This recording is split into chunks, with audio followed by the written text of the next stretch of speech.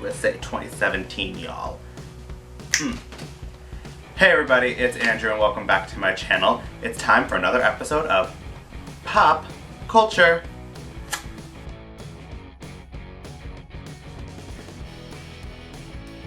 Well, first things first, cheers. That always happens. So in this episode of Pop Culture, we're going to be talking about the 2017 Miss Teen USA pageant, which happened last night. Miss Teen USA is part of the Miss Universe organization. It's one of the three main pageants with Miss Universe, Miss USA, and Miss Teen, obviously. This pageant is significantly less than the other two production-wise. It's not nationally televised. It was broadcast on their website as well as on Facebook Live, which didn't mean it was bad. It didn't have the same experience that you would see in a Miss USA or Miss Universe pageant where they pull out all the bells and whistles for these girls. So let's get into the review. First, we're going to talk about the hosts. So hosting this year was Erin Lim. I think that's how I pronounce it. Erin Lim. She's a correspondent or one of the host anchors for eNews Now. And then Heidi Powell, who I believe is a personal trainer. They did good. I could tell they probably didn't rehearse the show very much. Erin did great, but I mean this is her profession, that's her career. Heidi did very well for somebody who probably doesn't host many shows like this. She did have some slip-ups, but she's human, and I wasn't mad at her at all. Plus, she could kick my ass, so I'm not gonna make fun of her. Anyways, so they did good. So the show starts, the hosts come out, the girls introduce themselves, which is nice. I like that they had the girls introduce their state and their name. It was pretty much the only moment that they had on stage, aside from the top 5. So that was nice. Then the host immediately announced the top 15. So let's find out who they were. So first up was Texas, then Miss Maryland, teen, then West Virginia, Oklahoma, Nevada, Missouri, Utah, Wyoming, New York, Iowa, Oregon, Indiana, Vermont, Arizona, and California. Almost immediately they had the other girls off the stage and it's like, these are the top 15. One of them's gonna win. But who's it gonna be? So after the top 15 announcement, they went into the activewear competition. Now this is something they started last year at Miss Teen USA 2016. They did away with the swimsuit competition because they're teenagers, which I respect. And they have them competing in activewear, so yoga clothes or gym clothes. It's nice. It's a good, cool thought, I guess, but they're all wearing different things. Some of them are wearing short shorts and a sports bra, which essentially is just a swimsuit. So they probably could have kept the swimsuit competition, but they're young ladies. They shouldn't be parading around in swimsuits. It was nice. It was a good change, you know. It's respectful to the girls and their family. But they were each on stage for like 5 seconds. They literally ran out, hopping a lot, and pose and turn around. I didn't have time to look at them. I don't know if the judges had time to look at them. After activewear, they had no commercial breaks throughout the show, which was nice because it wasn't televised. So it was on Facebook Live or on their website. So they had a lot of segments with the girls, but they weren't individually focusing on the girls. So the first segment kind of showed the girl talking about diversity and how they feel comfortable in their skin. You know, the whole point of Miss USA, Miss Teen USA, Miss Universe is about women empowerment and feeling confident and being the best woman that you can be. So then they interviewed Miss USA, Kyra McCullough. So basically she's been talking about her career. She's a nuclear scientist and this program she started where they go around to high school, middle schools, and elementary schools teaching kids that science can be fun and that the career opportunities in science are great. And then she wishes all the girls luck and gives them a piece of advice about, you know, they should enjoy the pageant. A typical pageant queen answer. After Miss USA's interview, they brought out Miss Universe, Iris Mitternet. I'm gonna do it. They're hard names this year, people. This class of beauty queens is tough. And she's been talking about how she's traveled a lot since winning the crown in the Philippines. She's been to Indonesia. She's been other places. Indonesia's the only one that I remember. She likes working a lot with Smile Train. She is a dental surgeon student, I believe. Smile Train is one of the sponsors of the Miss Universe organization, so they do a lot of work with them. And it's about fixing kids' teeth in third world countries that have cleft palates. It's giving them a smile. A perfect smile goes a long way, so we've been told. So, after the interviews with Miss Universe and Miss USA, it was time for the evening gown portion. Now, one thing I noticed in activewear and evening wear, they kept their state sash on the entire time, which is cool, I guess, so we can know who they are the entire time as opposed to just the lower third where it comes up with their name and state. But it kind of took away from what they were doing and what they were wearing. I mean, some of these girls had very nice, probably very expensive dresses on, and it's covered up by their state sash. Obviously, they all want to win, and they'll get the Miss Teen USA sash, which will cover up the dress, but at that point, we would have already seen it. Another thing with the evening gown parade, they had even the top 15 in the parade.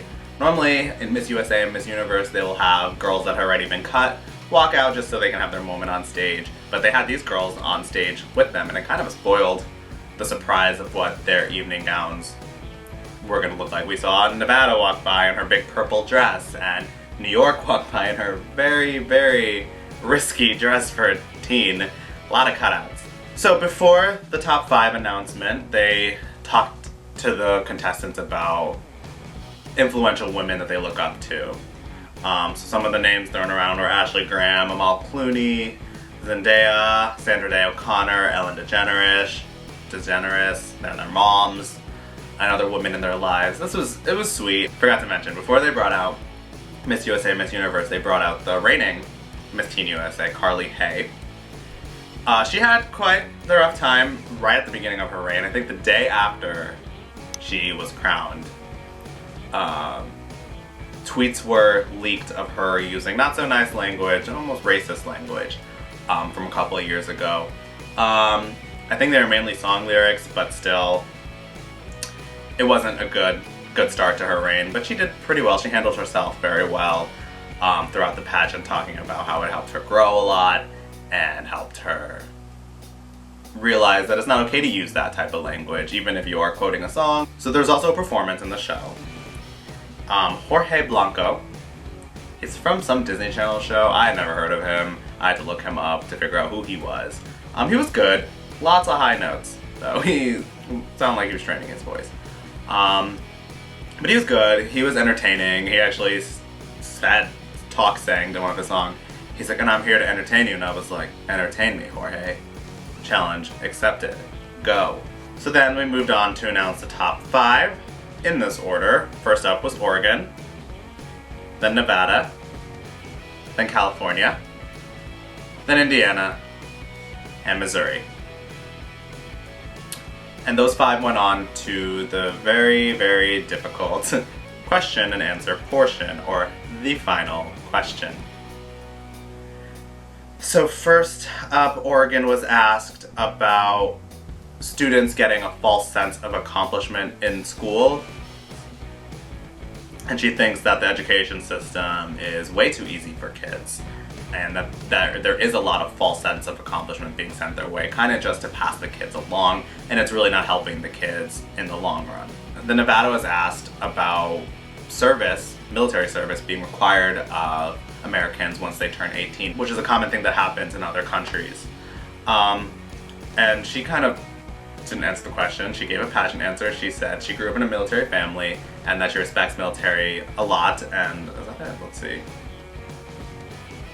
And that they were awesome. And then it was California's turn, and she was asked about issues that teens face today. And she said the education system has a lot of faults in it, and she wants more programs like Model UN, she's mentioned that she's a part of that, to help guide teens and really teach them things. And then Indiana was up next, and she was asked what makes her most proud to be an American teen, and she talked about freedom and how she's so fortunate and so happy that she lives in a country where everybody's equal and everybody's free to make choices, and how she was so excited that this past election she was able to vote, and that it's very important to use your freedom to its advantage. And lastly, Missouri was asked what makes her a great leader, and she talked about saying her values make her a great leader and the fact that she can interact with a wide variety of people. She doesn't see color, gender, race, whatever. She just sees people, and she's very relatable. So the top 5, they did great in their question round. They also didn't have the added pressure of it being a live televised event, which might have made it a little easier for them, but I'm not trying to discredit any of their answers. They all did fantastic, and they deserve all the recognition that they got. And then after that, Carly Hay took her final walk as Miss Teen USA 2016. She talked about her favorite parts being working with Smile Train and being an inspiration to others, and she hopes that she can continue to inspire people. She says she's gonna launch a YouTube channel, welcome to the club, girl, and that she wants to go into makeup and become a makeup artist and continuing studying business. Then it was time for the crowning, and if you're not familiar with pageants, they announce the girls in order from lowest score to highest score. So the 4th runner-up, or 5th place, went to California. Now, she was my favorite from the beginning. She immediately caught my eye, and I was like, that girl's beautiful, she's smart, she'd be a great Miss Teen USA. But I'm actually kind of happy she didn't win. Now, don't get me wrong, I'm sure she wanted to win, but I'm happy she didn't win because I think she has potential to become Miss USA one day, or maybe even Miss Universe. I think she's that special and that pretty that she does have the whole package.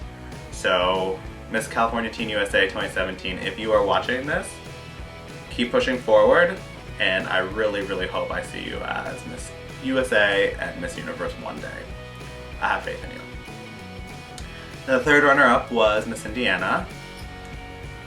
2nd runner-up was Nevada, and she held a special spot in my heart because we are both struggling the same struggle with super, super, super curly hair.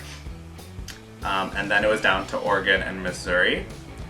And they announced that the winner was Miss Missouri.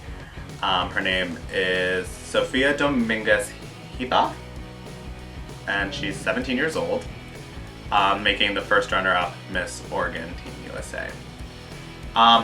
It was a great show. After the final question, I kind of had a feeling that Miss Missouri would take home the crown. She seemed very eloquent in her answer, and she seemed very, very confident in what she was saying. And I think she kind of knew what to say in order to win, so she's very smart. But I wish her all the best in her year as Miss Teen USA. Overall, it was a great show. I'm hoping in the future they bring it back to TV, because I remember when I was little, Miss Teen USA was televised, and I don't hate the change of active wear instead of swimsuit.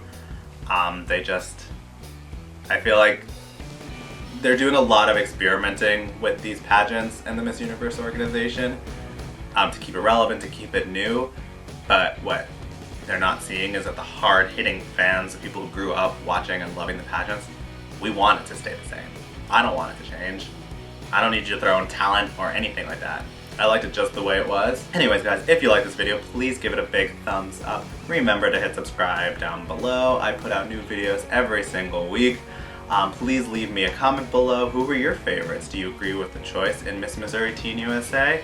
Or do you think one of the other competitors should have won the crown? Follow me on my social media platforms. They are listed in the description down below. And I will see you guys next time. That's it for this one though. Bye!